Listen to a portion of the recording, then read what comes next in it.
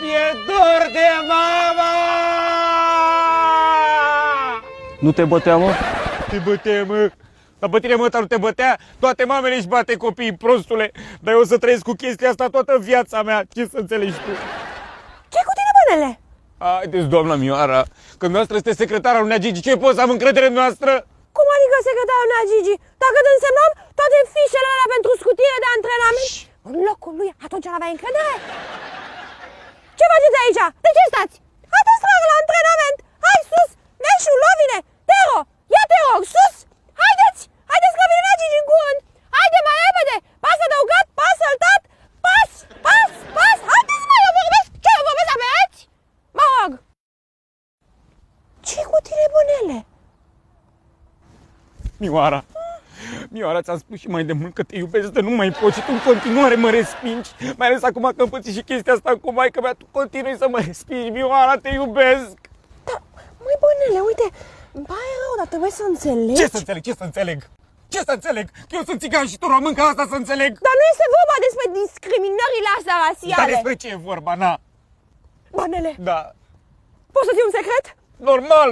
Jură, Mă jur. pe roșu. Pe roșu.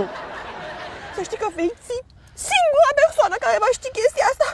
Da. Am încredere în tine. Da. Sunt îndrăgostită de Gigi. Ești îndrăgostită de Gigi? Dar cum poți să faci una ca asta? Cum poți să faci una ca asta? E un om în toată firea, are familie, are copii, își iubește nevasta, își iubește copiii, își iubește mama. Știu. Ei și ce? Ei și ce? Eu o să-l iubesc pe Gigi toată viața. Toată viața, și pe mine toată viața o să mă respingi, tu de ce? Că sunt mic și că sunt țigan? Nu este adevărat. Nu este adevărat, mai bine ar fi să mor, na! Bănele, dar ce vorbă e asta, bănele? Crede-mă că te iubesc! Eu nu hahalero, marș la drept! Ioaro! Bănele, da, iubi. Pardon, domnul Becali. Spune-mi, cum se mai simte Bănel? Că sunt îngrijorat. Este foarte rău. Să știți că dacă o mai ține în starea asta mult, o să facă o prostie. Ce prostie! O să se sinucidă. Oh, credeam că vrea să plece la Borcea la Dinamo, mai înțeles?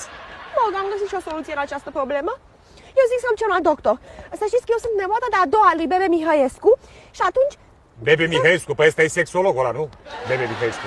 Bă, lasă-l pe sexologul, mai bine fă o surpriză, mai înțeles? Adică? Adică las că vezi tu.